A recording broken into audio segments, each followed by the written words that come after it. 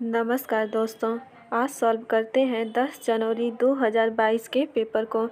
इसमें पहला प्रश्न दिया हुआ है, नीचे दिए गए घरों के प्रकारों में से उसे चुनिए जिसे भारी वर्षा वाले क्षेत्रों के गांवों में रहने वाले लोगों को बनाना चाहिए। ए दिया हुआ है सपाट छत वाले बांस के घर, बी है सपाट छत वाले पत्थर या लकड़ी के घर, सी है बांस के खंभों पर बने ढालू छत वाले घर और डी दिया हुआ है मिट्टी और भूस के घर जिनकी ढालू छतें कटीली झाड़ियों की बनी होती है।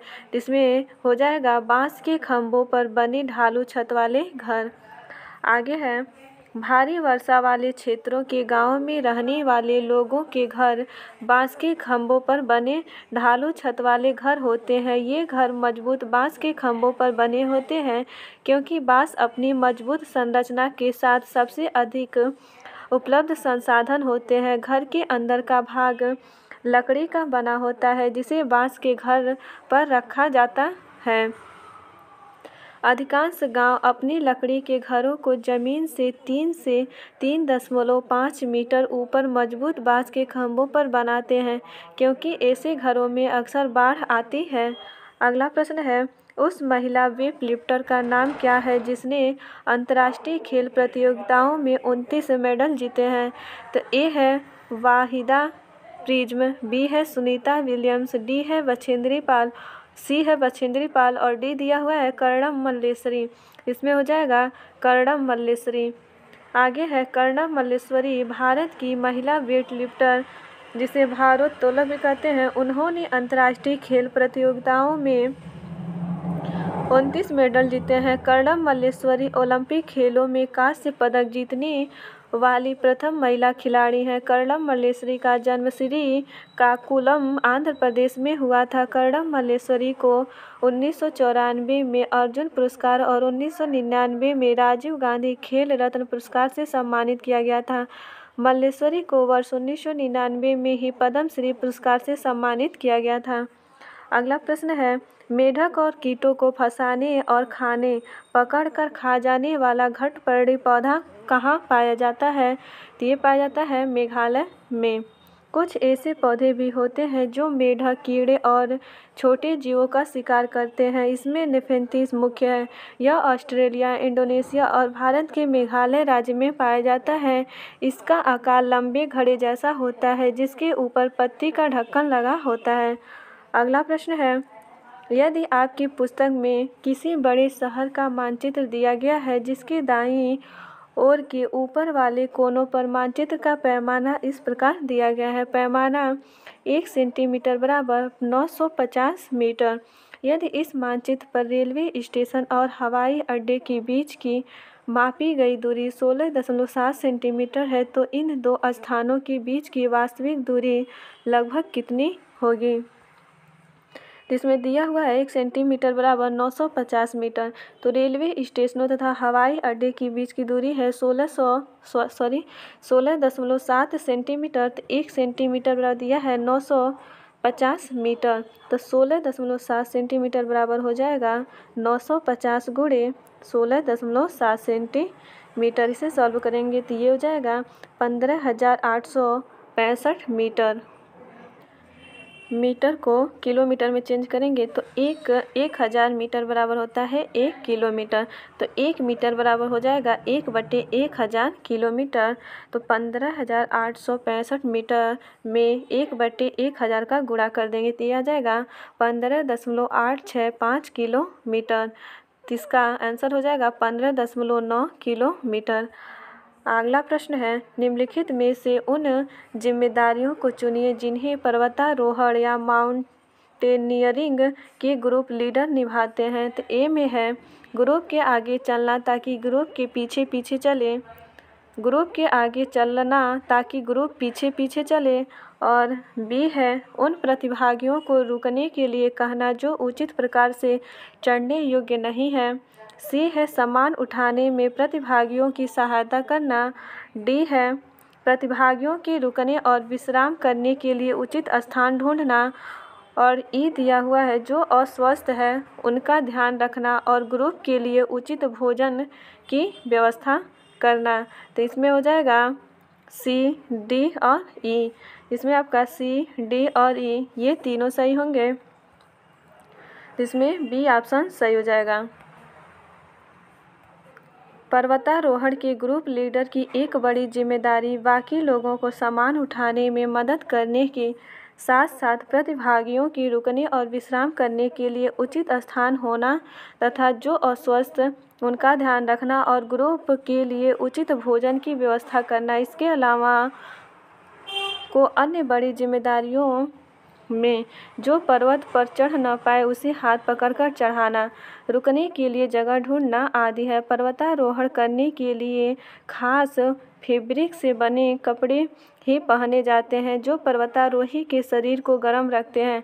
उनके पास ज़रूरत के सामान हेलमेट, हार्नेस, लंबी रस्सी, खाने का सामान इत्यादि होना चाहिए। अगला प्रश्न है, किसी वृक्ष के बारे में नीचे दिए गए कथनों पर विचार कीजिए। ए दिया हुआ है, इस वृक्ष की ऊंचाई सामान्य कक्षा के कमरों की दीवारों के बराबर होती है। बी है, इस वृक्ष की जड़ें धरती के भीतर वृक्ष की गहराई की लगभग 30 गुनी गहराई तक नीचे जाती है जब तक कि भूजल स्तर तक न छू जाए। सी दिया हुआ है, यह वृक्ष अपनी तने में जल एकत्र करता है। डी है, यह वृक्ष अबू धाबी में रेत के टीलों के पास पाया जाता है। इस वृक्ष जिसे रेगिस्तानी ओक कहते हैं के बारे में सही है। इसमें आपका ए, बी और सी सही हो जाएगा। ए, बी और सी। इसमें देखते हैं, इसका व्याख्या देख लेते हैं। तो ऑस्ट्रेलिया में एक पेड़ पाया जाता है जिसका नाम रेगिस्तानी ओक है। इसकी लंबाई सामान्य कक्षा की दीवार के लगभग बराबर होती है और पत्तियां बहुत ही कम। इस पेड़ की जड़ें उस लंबाई तक जमीन में गहरी जाती हैं जब तक कि पानी तक न पहुंच जाए। यह पानी पेड़ के तने में एकत्र है। इस इलाके में रहने वाले लोग यह बात जानते थे जब कभी इस इलाके में पानी नहीं होता वहाँ के लोग इसके तने के अंदर पतला पाइप डालकर पानी निकाल लेते थे। अगला प्रश्न है, कोई एक्सप्रेस ट्रेन नई दिल्ली से मुरादाबाद होकर लखनऊ जाती है। इस मार्ग से होकर नई दिल्ली से लखनऊ की दूरी 504 किलोमीटर है। यदि यह ट्रेन की दूरी को 7 घंटे में तय करती है तो ट्रेन की मीटर प्रति सेकंड में औसत चाल क्या होगी। इसमें दिल्ली से लखनऊ की दूरी दी हुई है 504 किलोमीटर और इसी दूरी को ट्रेन तय करता है 60 घंटे में। तो चाल पूछा है तो चाल बराबर होता है दूरी बटे समय। तो 504 बटे 7 इसे सॉल्व करेंगे तो ये हो जाएगा 72 किलोमीटर प्रति घंटा। तो मीटर प्रति सेकंड में बदलने के लिए 5/18 से गुणा कर दीजिए तो ये हो जाएगा 20 मीटर प्रति सेकंड। तो इसमें आपका बी ऑप्शन सही हो जाएगा। आगे है, यदि आप भारत के मानचित्र पर कोई सरल रेखा खींचे जो भारत की राजधानी और पश्चिम बंगाल की राजधानी को मिलाती हो तो नई दिल्ली के सापेक्ष कोलकाता की दिशा क्या होगी। तो ये हो जाएगा दक्षिण पूर्व। यदि भारत के मानचित्र पर कोई सरल रेखा खींचा जाए तो भारत की राजधानी नई दिल्ली और पश्चिम बंगाल की राजधानी कोलकाता को मिलाती है तो नई दिल्ली के सापेक्ष कोलकाता की दिशा दक्षिण पूर्व होगा। दिशा को 8 खंडों, 4 मुख्य दिशाओं और 4 क्रमिक दिशाओं में विभाजित किया गया है। 4 मुख्य दिशाएं उत्तर, पूर्व, दक्षिण और पश्चिम दिशाएं हैं। इन्हें आमतौर पर उनके दिशाओं के अक्षर NESW द्वारा दर्शाया जाता है। क्रमिक उत्तर पूर्व NE, दक्षिण पूर्व, दक्षिण पश्चिम और उत्तर पश्चिम होता है। अगला प्रश्न है, ग्रेगर मेंडल एक मैंक मुनि थे जिन्होंने 28,000 मटर के पौधे के साथ 7 वर्ष तक मठ के बगीचे में प्रयोग किए। उन्होंने यह पाया कि मटर के पौधे में कुछ ऐसे लक्षण हैं जो जोड़ियों में आते हैं। निम्नलिखित में से उसे छांटिए जिसे मेंडल ने अपने प्रयोगों में नहीं किया था। तो ए दिया हुआ है, बीजों का हरा या पीला होना। बी है, बीजों का खुरदरा या चिकना होना। सी है, पौधों का लंबा या नाटा होना। डी दिया हुआ है, अगली पीढ़ी के पौधों की बीजों का नया रंग जो पीले और हरे गुड़ से मिलकर बना है। तो इसमें डी सही हो जाएगा। आगे है, ग्रेगर मेंडल का जन्म 1822 ईस्वी में ऑस्ट्रेलिया में हुआ था, जो एक जर्मन भाषी ऑस्ट्रेलियाई ऑगस्टेनियन पादरी एवं वैज्ञानिक थे। ग्रेगर मेंडल को ही आनुवंशिकी का जनक कहा जाता है। उन्होंने पाया कि मटर के पौधे में कुछ ऐसे गुण होते हैं जो जोड़ियों में आते हैं, जैसे बीज का चिकना या खुरदरा होना, पीला या हरा होना, पौधों को तने का लंबा या नाटा होना। रंग के गुण में अगली पीढ़ी के पौधों के बीज या तो पीले होते हैं या हरे। अगला प्रश्न है, नीचे दिए गए लक्षणों वाले पक्षी का क्या नाम है? एक पक्षी ऐसा जिसका दुम पर पैसा सिर के दुम तक दिखे, नीला ही नीला सा। तो इसमें हो जाएगा मोर। क्या हो जाएगा? मोर। एक पक्षी ऐसा जिसकी दुम पर पैसा सिर से दुम तक नीला ही नीला सा, इस पक्षी का नाम मोर है। मोर ज़्यादातर खुले वनों में वन्य पक्षी की तरह रहते हैं। नीला मोर भारत और श्रीलंका का राष्ट्रीय पक्षी है। नर की एक खूबसूरत और रंग बिरंगी फरों से बनी पूंछ होती है, जो विशेष रूप से बसंत और बारिश के मौसम में नाचता है। अगला प्रश्न है, भारत में कितने राज्य हैं? तो भारत में हो जाएगा 28 राज्य हैं। भारत में वर्तमान में 28 राज्य, 8 केंद्र शासित प्रदेश हैं इस प्रकार: दिल्ली, जम्मू कश्मीर, लद्दाख, दादर और नागर हवेली और दमन व दीव। 5 है पुदुचेरी, चंडीगढ़, अंडमान निकोबार द्वीप समूह और लक्षद्वीप। अगला प्रश्न है, निम्नलिखित का मिलान कीजिए। तो इसमें दिया हुआ है कीट, तो कीट में हो जाएगा काकरोच। पक्षी, तो पक्षी में कौन सा होगा? तो पक्षी हो जाएगा पक्षी। उल्लू हो जाएगा सरीसृप, तो सरीसृप में आता है कछुआ। और स्तनधारी में हो जाएगा चमगादड़। तो इसमें आपका डी ऑप्शन सही हो जाएगा। काकरोच, टिड्डी, मगरमच्छ ये सब कीट हैं। पक्षी में होता है उल्लू, कोयल, बसंत गौरी, बीवर पक्षी। और सरीसृप में आ जाएगा कछुआ, छिपकली, सांप, मगरमच्छ और स्तनधारी चमगादड़ और ऊँट। अगला प्रश्न है, यदि आप सबसे छोटे मार्ग से ट्रेन द्वारा पटना से चंडीगढ़ जा रहे हैं, तो वह संभावित राज्य या केंद्र शासित प्रदेश जिसमें होकर आप नहीं गुजरेंगे, तो ये हो जाएगा पंजाब। आगे है, यदि आप सबसे छोटे मार्ग से ट्रेन द्वारा पटना से चंडीगढ़ जा रहे हैं, तो वह संभावित राज्य पंजाब ही होगा जिसे होकर आप नहीं गुजरेंगे। अगला प्रश्न है, मच्छरों के फैलने वाले 3 रोगों का समूह कौन सा है? ए है डेंगू, मलेरिया, कोविड-19, चिकनगुनिया, डेंगू, HIV एड्स। और सी है मलेरिया, डेंगू, चिकनगुनिया। और डी दिया हुआ है कोविड-19, चिकनगुनिया और डेंगू। तो इसमें सी ऑप्शन सही हो जाएगा। आगे है, मच्छर के काटने से डेंगू, चिकनगुनिया और मलेरिया जैसी घातक बीमारियां होती हैं। मच्छरों से फैलने वाली बीमारियों के प्रति लोगों को जागरूक करने के उद्देश्य से वर्ल्ड मॉस्क्वीटो डे, विश्व मच्छर दिवस 20 अगस्त को मनाया जाता है। अगला प्रश्न है, 3 खाद्य पदार्थों का वह समूह चुनिए जिसमें आयरन प्रचुर मात्रा में होता है। तो ए दिया हुआ है आंवला, सेब, कद्दू। बी है सेब, गुड़, खीरा। सी दिया हुआ है आंवला, पालक, कद्दू। और डी है आंवला, पालक, गुड़। इसमें आपका डी सही हो जाएगा। आयरन एक आवश्यक पोषक तत्व है जो हमारे शारीरिक संरचना, शरीर की क्रिया में अहम भूमिका निभाता है। आहार में आयरन की कमी से शरीर में ऊर्जा का स्तर कम हो जाता है।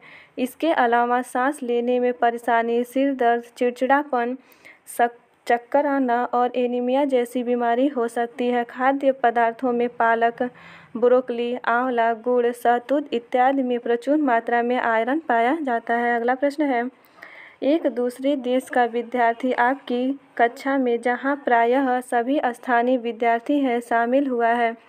आप विभिन्न संस्कृतियों की प्रथाओं पर चर्चा करने के लिए इस अवसर का प्रयोग करना चाहते हैं। यह महत्वपूर्ण है। ए है विद्यार्थियों में बातचीत करने और पारस्परिक मेलजोल को बढ़ावा देने के लिए। बी है पक्षपात और रूढ़ियों को कम करने और विविधता को महत्व देने के लिए। सी है अन्य संस्कृतियों के प्रति अपने दृष्टिकोणों को अभिव्यक्त करने के लिए। और डी है समझने के लिए अन्य संस्कृतियाँ किस प्रकार हमारी खुद की संस्कृति की तुलना में बहुत बेहतर है। तो इसमें आपका बी सही हो जाएगा। आगे है,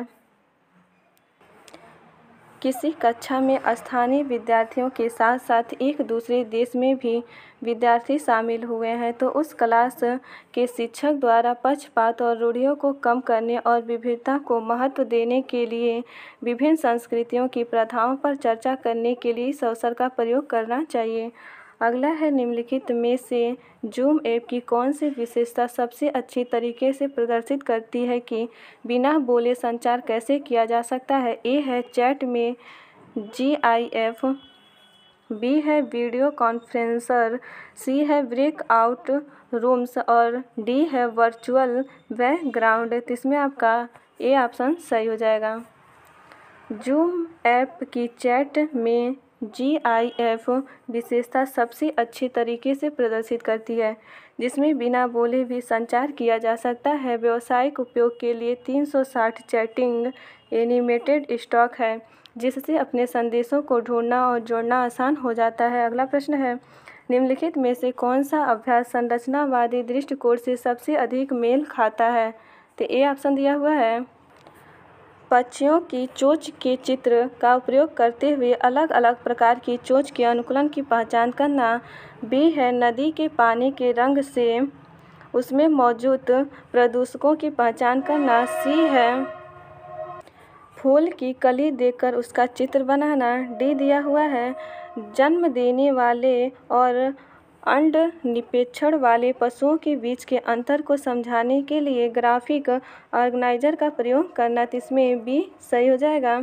नदी के पानी के रंग से उसमें मौजूद प्रदूषकों की पहचान करना अभ्यास संरचनावादी दृष्टिकोण से अधिक मेल खाता है। संरचनात्मक दृष्टिकोण ऐसी तकनीक है जिसमें संरचनावाद मानव विज्ञान की एक ऐसी पद्धति है जो संकेत विज्ञान और सहजता से परस्पर संबंध भागों की एक पद्धति के अनुसार तथ्यों का विश्लेषण करने का प्रयास करती है। अगला प्रश्न है, निम्नलिखित में से कौन सा उदाहरण सक्रिय शिक्षण में व्यस्त विद्यार्थियों का सर्वश्रेष्ठ उदाहरण है। ए है वर्षों से प्रयोग होने वाले वाहनों के दर्शाने वाले वृत्त चलचित्र को देखने के बाद वाहनों में देखे गए अंतर के कारणों पर चर्चा करें। बी है पिछले 50 वर्षों में प्रयोग किए जाने वाले विभिन्न टेलीफोन दर्शाने वाले वृत्त चलचित्रों को देखने के बाद दो लोगों के समूह में इसके बारे में चर्चा करें। सी है पाठ्यपुस्तक से विभिन्न स्थापत्य शैलियों के उल्लेखनीय इमारतों के बारे में पढ़ने के बाद ऐसी इमारतों के उदाहरण सूचीबद्ध करना। और डी दिया हुआ है कि इमारतों के निर्माण करने में इस्तेमाल होने वाले विभिन्न प्रकार की चीज़ों के बारे में लिखी जानकारी सैमपट से उतारें। तो इसमें हो जाएगा ए ऑप्शन सही होगा। आगे है इसकी व्याख्या, वर्षों के प्रयोग होने वाले वाहनों को दर्शाने वाले वृत्त चलचित्र को देखने के बाद वाहनों में देखे गए अंतर के कारणों पर चर्चा करना सक्रिय शिक्षण में व्यस्त विद्यार्थियों का सर्वश्रेष्ठ उदाहरण है। अगला प्रश्न है, विभिन्न प्रकार के कच्चे माल पर एक पाठ के संबंध में निम्नलिखित में से कौन सा प्रामाणिक कार्य होगा। ए दिया हुआ है विद्यार्थी को भूमिका निर्वहन के माध्यम से धान की कटाई और बाजरों के लाए जाने को दर्शाने को कहना। बी है विद्यार्थियों को विद्यालय के भवन के चारों तरफ चक्कर लगाने को कहना और पहचानना कि विभिन्न वस्तुओं में क्या क्या कच्चे माल का प्रयोग किया गया है। सी है विद्यार्थियों को उनकी मेज के लिए अपनी पसंद के कच्चे माल से एक पेंसिल स्टैंड बनाने को कहना। और डी है विद्यार्थियों को एक पुराने सूती कपड़े पर फैब्रिक रंग से दोबारा पेंट करके अपने घर के लिए मेज पोस्ट बनाने को कहना। तो इसमें आपका सी ऑप्शन सही हो जाएगा। विद्यार्थी को उनकी मेज के लिए अपनी पसंद के कच्चे माल से एक पेंसिल स्टैंड बनाने को कहना विकल्प होगा जिसमें विद्यार्थियों की समझ को परखा जा सकता है। कच्चा माल उन मूल द्रव्यों को कहते हैं जिनका प्रयोग विभिन्न शिल्पों के उत्पादन कार्य के लिए होता है। उदाहरणार्थ चीनी मिल के लिए गन्ना, वस्त्र उद्योग के लिए रुई, कागज़ के लिए बाँस, ईख की खोई तथा सन और लोहे के कारखानों के लिए कच्चा लोहा आदि कच्चा माल है। अगला प्रश्न है, आप खेलों और खेल प्रतियोगिताओं के बारे में पाठ पढ़ा रहे हैं। एक विद्यार्थी पूछता है, आप हमें ईवीएस में खेलों के बारे में क्यों पढ़ा रहे हैं? निम्नलिखित में से कौन सा उत्तर ईवीएस के इस पाठ को सीखने के प्रयोजन का सबसे अच्छा वर्णन करेगा? ए ऑप्शन है, बड़े होने पर यदि आप खेल को पेशे के रूप में लेने का निर्णय लेते हैं तो आपको एक विशिष्ट खेल के बारे में सब कुछ जानने की आवश्यकता होगी, जिसमें उसका इतिहास और बीते समय में यह कैसे विकसित हुआ यह भी जानना होगा। बी दिया हुआ है, बड़े होने पर यदि आप खेल के पेशे के रूप में लेने का निर्णय लेते हैं तो आपको एक विशिष्ट खेल के बारे में सब कुछ जानने की आवश्यकता होगी, जिसमें उसका इतिहास और बीते समय में यह कैसे विकसित हुआ यह भी जानना होगा। सी है, हमारे दादा दादी, नाना नानी और खेले जाने वाले कई खेल अब नहीं खेले जाते, इसलिए यह पाठ आपको उस खेलों को बेहतर ढंग से समझने और ऐसा करके अपने बड़ों के साथ गुणवत्तापूर्ण समय बिताने में मदद करेगा। डी है, खिलाड़ियों का बचपन अक्सर मुश्किलों के साथ भरा होता है। यह पाठ आपको उन खिलाड़ियों के प्रयासों को महत्व देने में मदद करेगा जिन्हें आप टीवी पर देखते हैं और आपको कड़ी मेहनत करने के लिए प्रोत्साहित करेगा। इसका आंसर देखते हैं, क्या दिया हुआ है। शिक्षक अपने कक्षा में खेलों और खेल प्रतियोगिताओं के बारे में एक पाठ पढ़ा रहे हैं। एक विद्यार्थी पूछता है, आप हमें ईवीएस में खेलों के बारे में क्यों पढ़ा रहे हैं? शिक्षक ने कहा, बड़े होने पर यदि आप खेलों को पेशे के रूप में लेने का निर्णय लेते हैं तो आपको एक विशिष्ट खेल के बारे में सब कुछ जानने की आवश्यकता होगी, जिसमें उसका इतिहास और बीते समय में यह कैसे विकसित हुआ यह भी जानना होगा। खेलों में मनुष्य के अंदर सहनशीलता आती है, मनुष्य मिलनसार और उदार बनता है और जीवन में उन्नति के लिए उन गुणों को विकसित होना बहुत ज़रूरी है। खेल कूद का जीवन में व्यक्ति के व्यक्तित्व विकास में सहायक, शिक्षा एवं रोजगार प्रदान करने में सहायक, अच्छे स्वास्थ्य हेतु आवश्यक।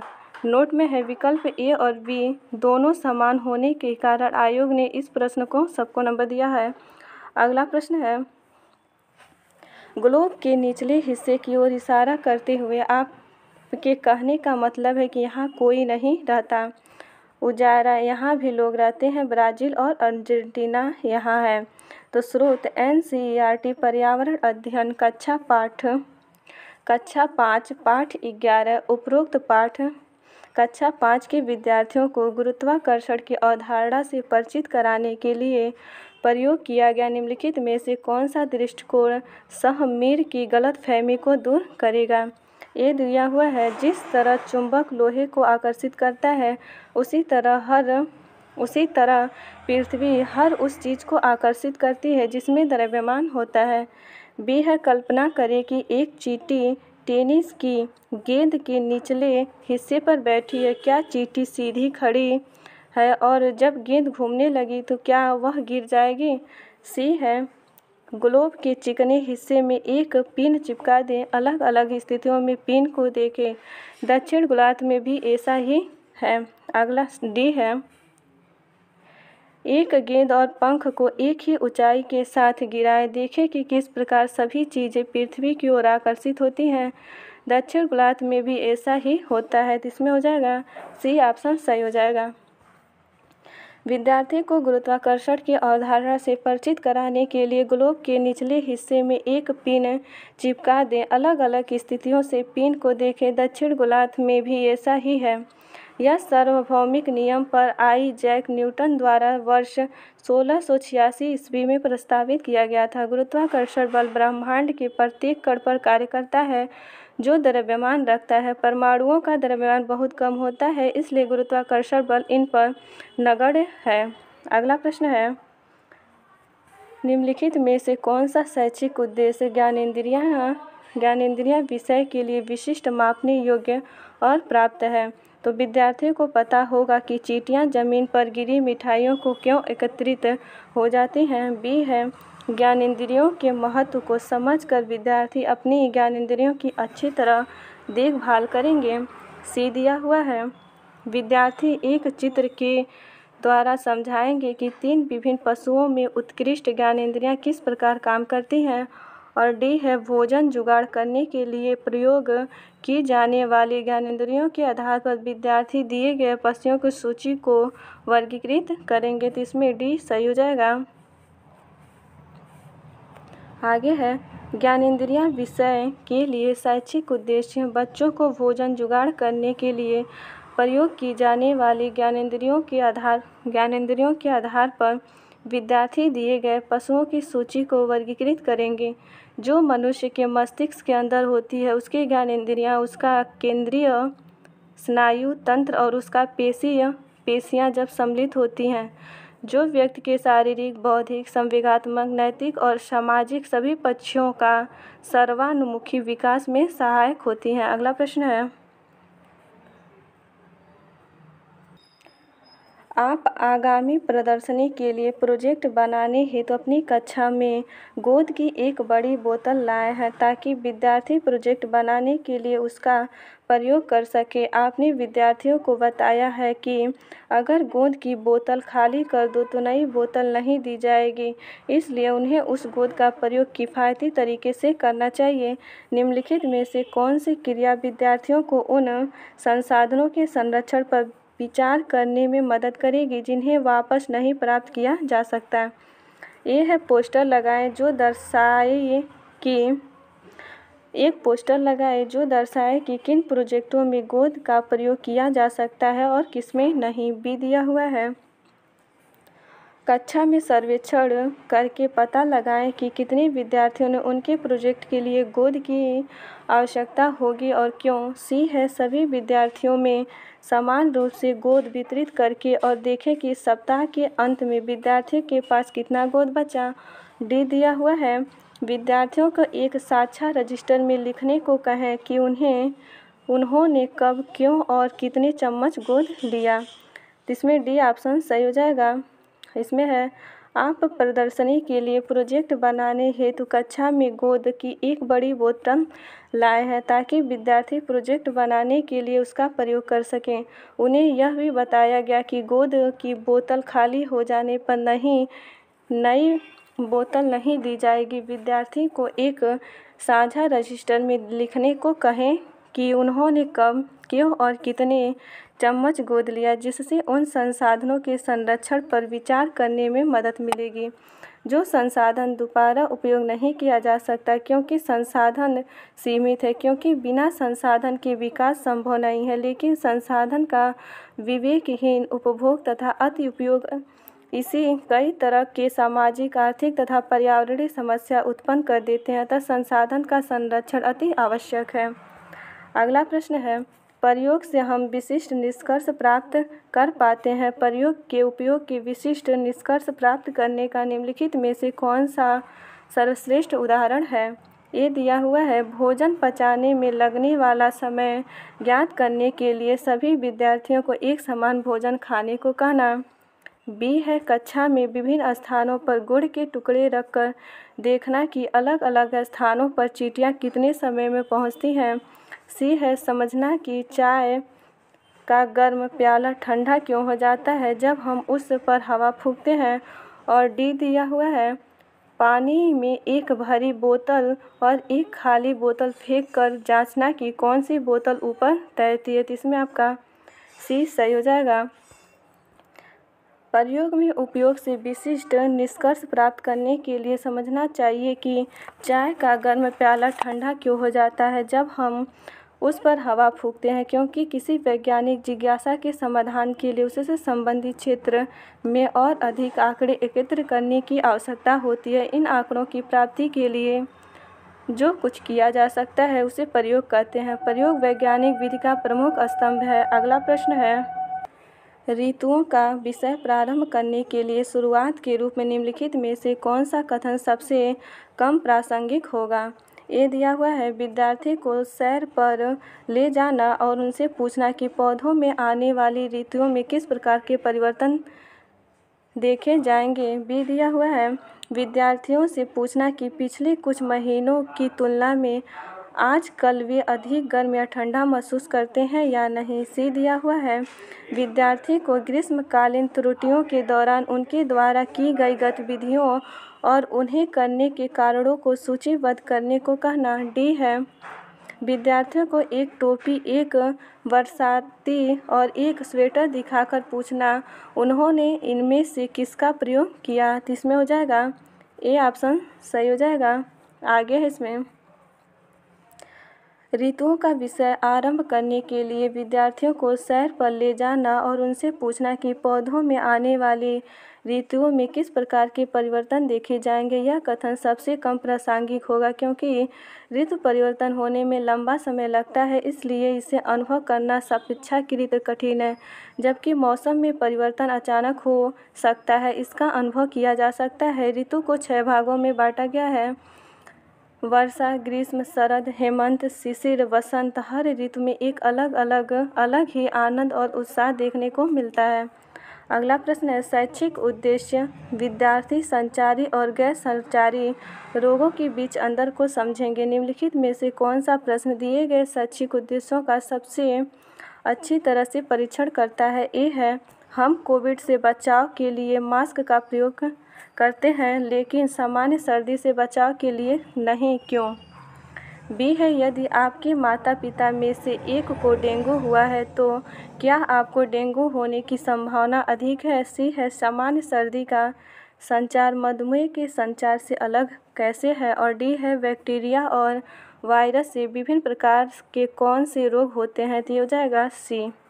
आगे है विद्यार्थी को संचारी और गैर संचारी के बीच अंतर समझने के लिए उन्हें कोविड से बचाव के लिए मास्क का उपयोग करते हैं लेकिन सामान्य सर्दी के बचाव के लिए नहीं, क्यों। ऐसे उदाहरण से अच्छी तरह परीक्षण कर लेंगे। संचारी रोग एक व्यक्ति से दूसरे व्यक्ति में सीधे संपर्क या परोक्ष रूप से भोजन, पानी, हवा इत्यादि तरीकों से स्थानांतरित होते हैं, जैसे मलेरिया, एड्स, कोविड-19 है। जबकि गैर संचारी रोग शरीर में स्व प्रतिरक्षी प्रक्रिया, विरासत में मिले या गुणसूत्र दोष, सूजन या शरीर में किसी अन्य रोग के कारण एक व्यक्ति से दूसरे व्यक्ति में स्थानांतरित नहीं होते हैं।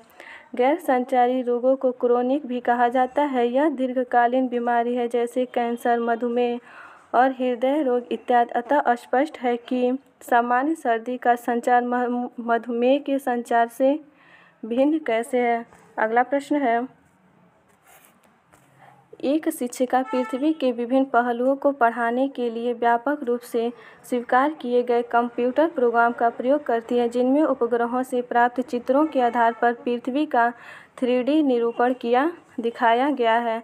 शैक्षिक साधन के रूप में पारंपरिक मानचित्रों की किताब की तुलना में इस अनुप्रयोग के क्या लाभ हैं। ए है यह विद्यार्थी के स्वच्छंद अध्ययन की आदत विकसित करता है। बी है यह विद्यार्थियों में पृथ्वी के संबंध में पूर्व ज्ञान को पुनः याद दिलाने में सहायक होता है। सी है यह विद्यार्थियों को विभिन्न देशों की अवस्थिति को समझने में मदद करता है। डी है यह विद्यार्थी को भूदृश्य को समझने में मदद करता है। तो इसमें डी सही हो जाएगा। आगे है पृथ्वी के विभिन्न पहलुओं को पढ़ने के लिए कंप्यूटर का प्रयोग करते हुए उपग्रहों से प्राप्त चित्रों के आधार पर पृथ्वी का 3D निरूपण दिखाया गया है जिससे विद्यार्थी को भूदृश्य को समझने में मदद करता है।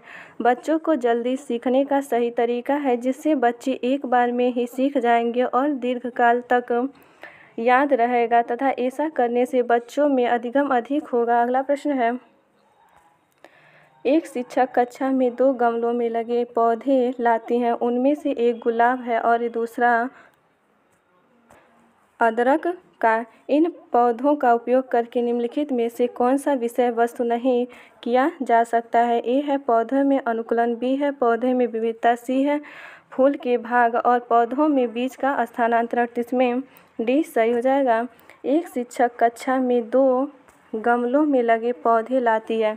उनमें से एक गुलाब का पौधा है और दूसरा अदरक का। इन पौधों का प्रयोग करके पौधों में बीजों का स्थानांतरण नहीं किया जा सकता क्योंकि बीज वाले वृक्षों का स्थानांतरण मुख्यतः बाह्य कारकों के द्वारा होता है। कुछ पौधे के बीज बहुत हल्के होते हैं जिनको स्थान से दूसरे स्थान पर उठाकर ले जाते हैं, जबकि इन दोनों पौधों में अनुकूलन विविधता, फूलों के भाग में समानता होगी। अगला प्रश्न है,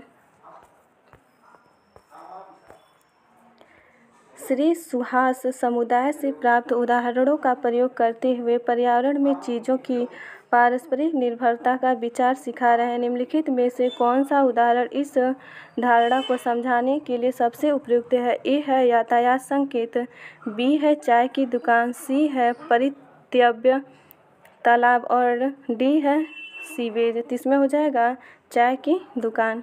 श्री सुहास समुदाय से प्राप्त उदाहरणों का प्रयोग करते हुए पर्यावरण में चीज़ों की पारस्परिक निर्भरता का विचार सिखा रहे हैं। इस अवधारणा को समझने के लिए सबसे उपयुक्त उदाहरण चाय की दुकान हो सकता है। ये आपके 30 क्वेश्चन पूरे हो गए। यदि ये वीडियो आप लोगों को अच्छी लगी हो तो प्लीज़ लाइक एंड सब्सक्राइब जरूर कीजिएगा। धन्यवाद दोस्तों।